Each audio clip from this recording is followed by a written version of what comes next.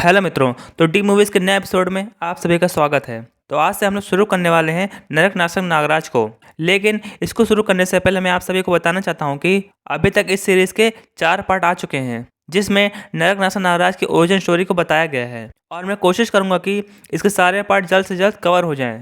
तो बिना घर में सांप पाले चलिए शुरू करते हैं।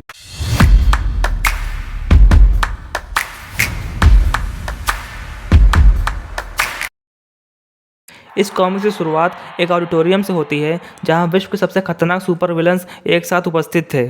वे सब वहां एक ही मकसद से आए हुए थे, नागराज को मारने वाले आविष्कार को देखने, जिसको स्वयं प्रोफेसर कौटिल्य नागमणि प्रस्तुत करने वाले थे। उनमें से एक शख्स प्रोफेसर से पूछता है कि नागराज अपने जिस सफर पर निकल चुका है उसे रोकना अति महत्वपूर्ण है। तो क्या आप यहाँ उपस्थित सभी लोगों को यह विश्वास दिला सकते हैं कि आप जो कर रहे हैं उसे करने की क्षमता भी रखते हैं?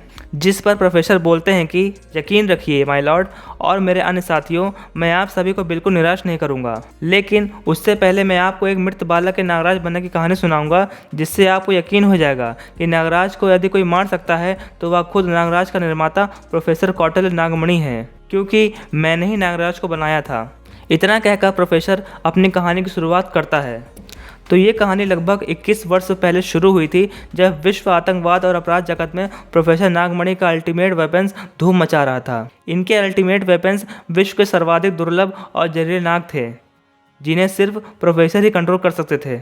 उनके वेपन्स दुनिया भर के अपराधियों को किराए पर दिए जाते थे, जिससे वे चाहें तो किसी को पॉलिटिकल राइवल से हटा सकते थे या फिर इंटरनेशनल अंडरवर्ल्ड के नंबर 1 डॉन बन सकते थे। विश्व अपराध जगत भले ही उन्हें एक वेपन निर्माता के तौर पर जानता हो, लेकिन साथ ही साथ वह दुनिया के लिए एक जीनियस वैज्ञानिक भी थे।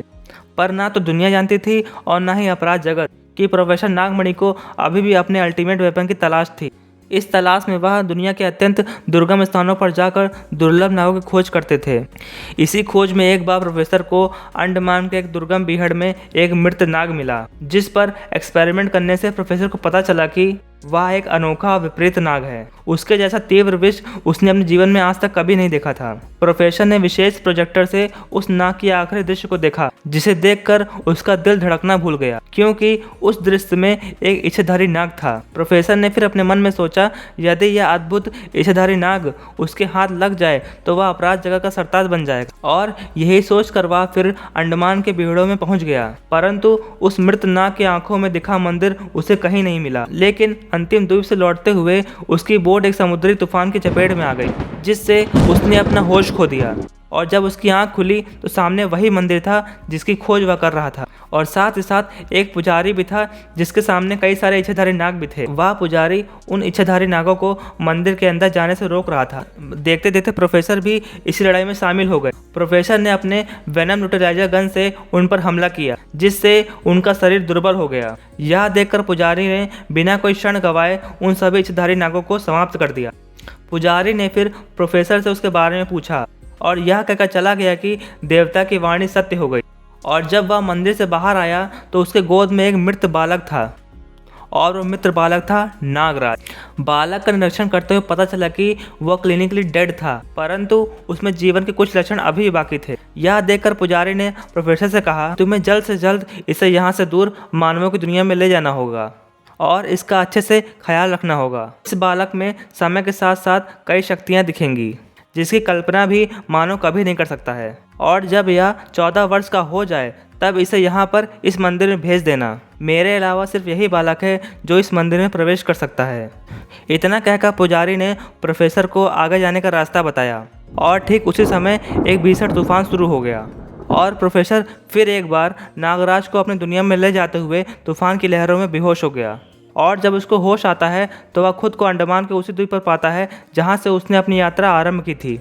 अपनी लैब में वापस पहुँचते ही प्रोफेसर ने उस मृत बालक पर अपना प्रयोग शुरू किया, और यह देखा कि बालक के शरीर में रक्त के साथ साथ तीव्र विष भी दौड़ रहा है। प्रोफेसर ने फिर पूरे शरीर का विष उसके धड़ पर केंद्रित कर दिया। विष का प्रभाव मस्तिष्क से हटते ही शिशु होश में आ गया।